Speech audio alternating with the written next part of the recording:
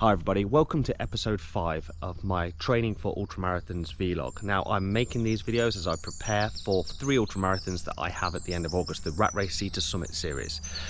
In this particular episode, I have come to Burrough Hill. Now I don't know this area very well at all, so I will be figuring it out as I go along, following my nose if you will.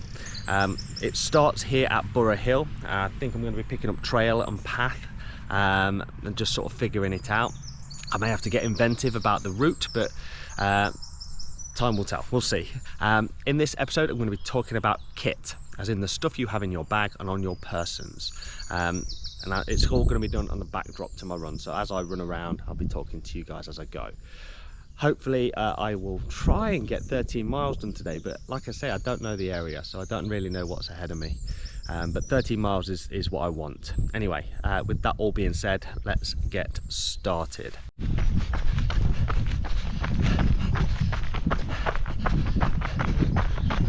There's sprawling countrysides all around. I just need to find enough of it to run 13 miles on.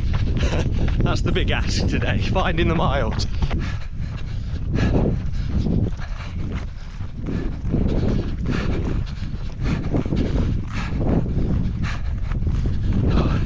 I could just rep this all day. I'd get my hills in for sure. Wow. Okay. Look at this place. It's spectacular. I don't know how to get up there though.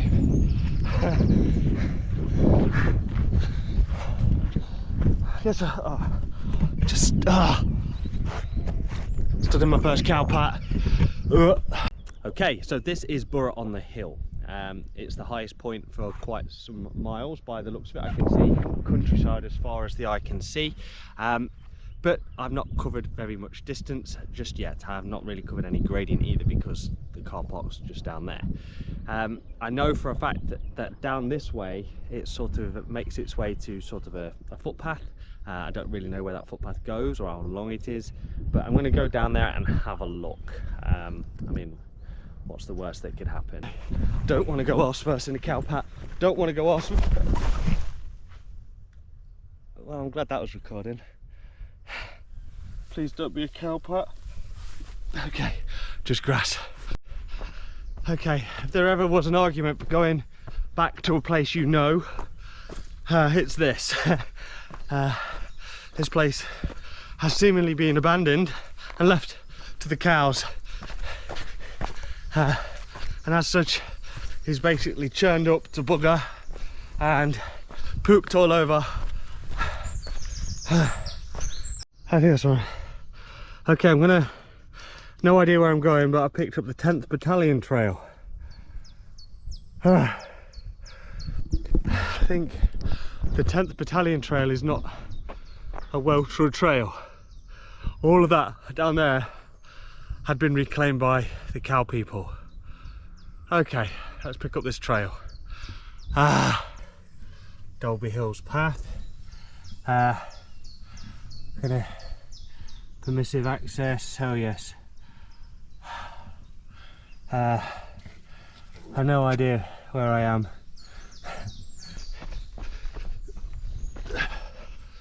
This is just getting worse, like more and more overgrown.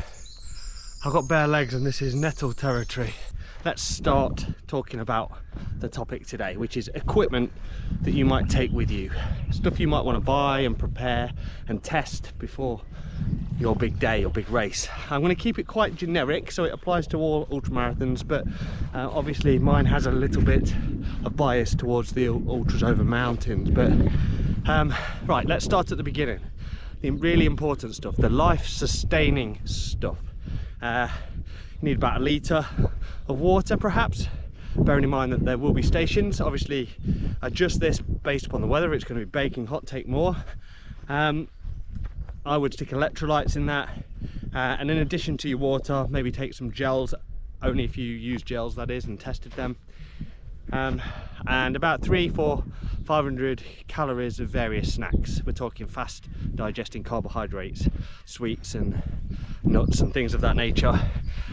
So yeah, make sure you've got them on you because you'll burn a hell of a lot of calories on the day. Now, we did nutrition last week, so moving on to the life-saving stuff. Right, let's think of a few things. Your phone. Yes, fully charged phone. Perhaps stick it in the battery saving mode and refrain from using it if you can. Don't use it for all your videoing and filming, or just ration it, because if you gobble up all the battery, then fall down a ravine and you need to call someone and suddenly you've got no battery left. Eek, yeah. Be careful.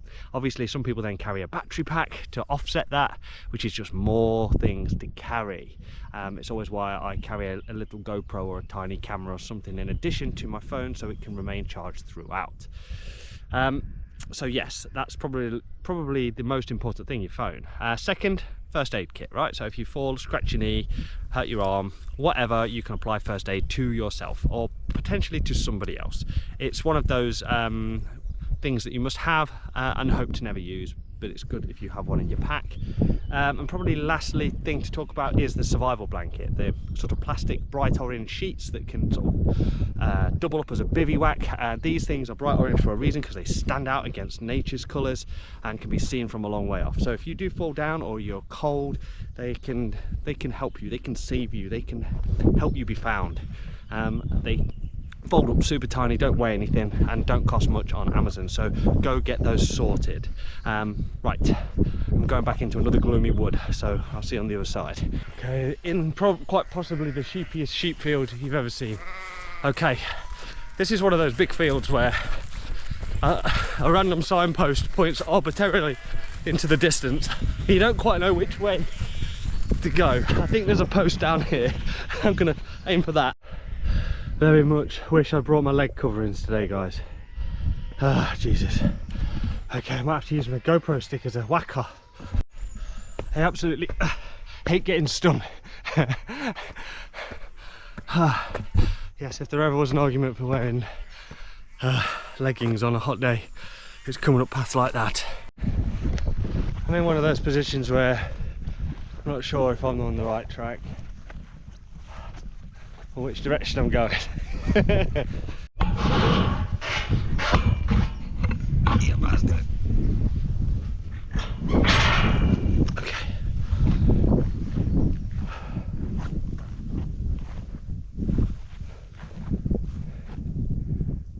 Apparently the car park's somewhere over there. There's something very disconcerting about getting a little bit turned around and a little bit lost, which is what I seem to have been able to do today. I was following signs, but the signs stopped, and I've been going through this thigh-high grass for what feels like an eternity now, and it is laced with crotch-high thistle,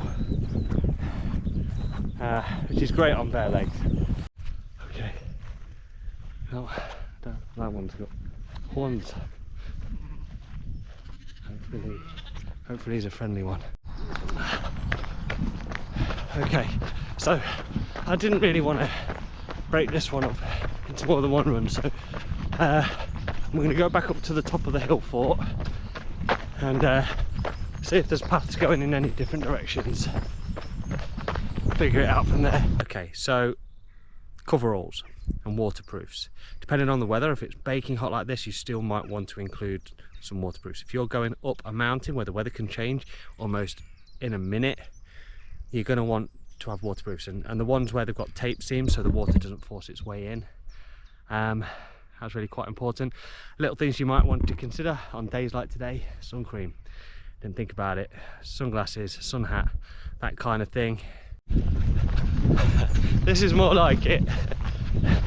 My goodness, that overgrown stuff was just terrible.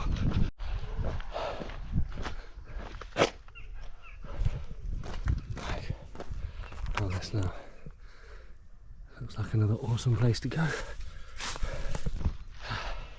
So we're about 7 miles. Let's just take a second to talk about injury prevention. And this isn't just your big injuries, this isn't your falls, your trips, or your rolling ankles, no. This is like your more subtle injuries, the ones that build up over time. I'm talking your blisters and your chafing. Things to put in your bag to prevent this. A little tub of Vaseline goes a long way when you're starting to chafe. Maybe one of these little sticks, the anti-chafing sticks, they're really good. Little silicone toe protectors, just in case your toes, just a couple of them, they don't weigh anything. Compedes or rock tape. Start out with having some on your nipples for sure. Certainly blokes, this is a problem when your nipples are just rubbing on the inside of your running kit. Certainly with a pack, that can make it worse. Certainly if you're sweaty as well. All things make that worse. And then maybe a spare pair of socks, because if you get wet feet, that just makes everything worse, makes your skin soft. Having these things in your bag, being able to fix yourself on race day is just super important. It could save your day. Okay, so I've become a little bit distrusting of the footpath sign since they've walked me into several dead ends and several overgrown paths that I couldn't really get through. So I've plotted a sort of a 5-mile road segment to get me back, loop me back to the car. Hopefully that'll do me most of my miles and get me a bit of gradient, because I'm literally cruising downhill at this point and I've got to get all the way back up to the top again. So that's 10 miles. Man, this hill is brutal, but it's nothing compared to Ben Nevis, Scarfield Pike or Snowdon. I just got to get used to it. Okay, after my little road detour, dodging the traffic and Sunday morning drivers, I'm back at the top at the Iron Age Fort. Here it is. But I'm only on 11 miles. I need 2 more miles. Oh man. What I might do is see how far round the entire perimeter of the fort is, and maybe just lap it. So as it turns out, this fort is exactly 0.61 round. I've been round twice now, so I'm going to go around a third, which will get me up to nearly 13 miles, and then the last bit back to the car should take me to what I need. Man, this has been a bit of a day, and it's not even 10:15 yet. And I'm roughly back where I started. I'm looking down that hill where I went through all that cow crud at the beginning, and I realised there's a much cleaner path about 10 metres higher up. It's quite clearly well trodden and nice looking. How did I miss that? Jesus Christ. Okay, so that is 13 miles done. A hot, sweaty, very unpretty run. The first sort of 3 miles were complete garbage because I wasn't sure where I was going and everything was overgrown. Had to resort to running on the roads for a little bit, and then finally lapping the Iron Fort just now.